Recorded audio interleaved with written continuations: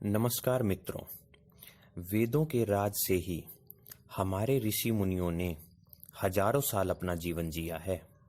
अब मैं आप सबको वे राज बहुत आसान शब्दों में बताऊंगा, जिसके साथ उनका वैज्ञानिक तर्क भी दूंगा, जिससे उसकी सत्यता का प्रमाण आपको 100% मिलेगा।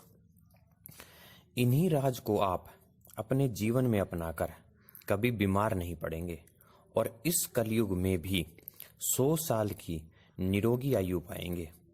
सबसे पहले हम समझते हैं कि हम बीमार ही क्यों पड़ते हैं, क्योंकि बीमारी में ही निवारण छुपा होता है।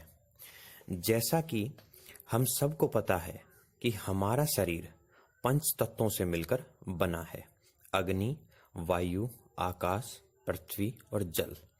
तो हमारे शरीर को हमेशा फिट, निरोगी रखने के लिए इन्हीं 5 तत्वों की आवश्यकता होती है।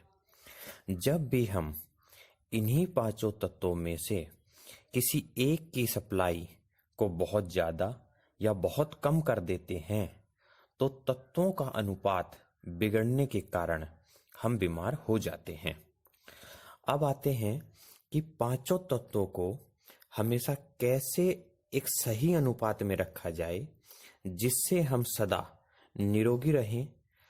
तो इसके लिए हमें अपने भोजन पर मुख्य दृष्टि डालनी पड़ेगी, क्योंकि भोजन में हर तत्व के संतुलन की मात्रा तत्वों के अनुपात को हमेशा ठीक रख सकती है। जब तक हम वेदों के हिसाब से अपने भोजन को लेने का तरीका नहीं अपनाएंगे, तब तक हम ऐसे ही बीमार पड़ते रहेंगे। जब हम भोजन करते हैं तो हमारे अंग उसको पचाना शुरू करते हैं। तो सबसे पहले रस बनता है। रस मतलब वह भोजन के गुण जिससे हमारे पूरे शरीर की संरचना टिकी हुई है। रस बनने के बाद वह रक्त मतलब खून में बदलता है, जिसके बाद वह नसों में संचार करता है। फिर मांसपेशियों का निर्माण होता है। अब यदि हमने अच्छा संतुलित सभी 5 तत्वों वाला भोजन खाया है, तभी हमारी मांसपेशियों को बल मिलता है। जिस समय हमारे शरीर में रस का निर्माण हो रहा होता है, उसी समय हमारी छोटी आंत रस में से चिकनाई को खींच के मांसपेशियों को भेजती है, जिसे हम मेद कहते हैं, जो मोटापा होता है। इस मेद के अंदर हमारी हड्डियां हैं। अब अच्छा संतुलित भोजन किया है तो हमारी हड्डियां भी मजबूत होंगी, और इन हड्डियों के अंदर मज्जा पाई जाती है, जिसको साधारणतः हड्डियों का ग्रीस बोलते हैं। यह हमारे शरीर के लिए सबसे महत्वपूर्ण होता है, क्योंकि इसी के कारण हम चलना फिरना, उठना बैठना, बोलना व इत्यादि सभी शरीर की हलचल को कर पाते हैं। अब मित्रों, ये तत्व हमारे शरीर में कब अच्छा बनेगा?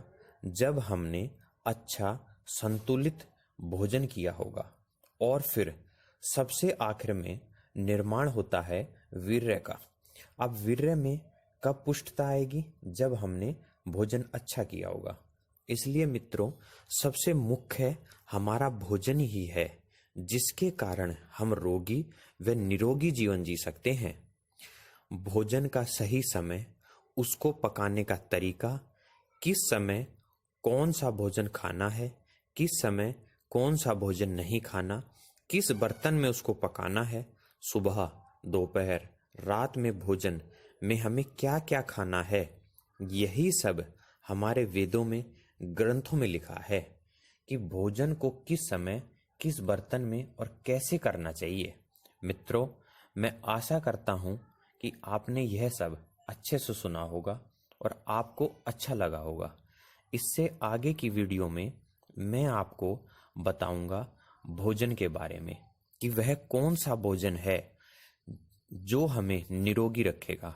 मित्रों, मेरी इस वीडियो को आप अधिक से अधिक शेयर करें, व कुछ अन्य या इसी सब संबंधित जानना चाहते हैं तो कमेंट बॉक्स में लिखें। अपना पूरा समाज निरोगी, स्वस्थ, दीर्घायु जीवन जिए। जय हिंद, जय भारत, जय गौ माता।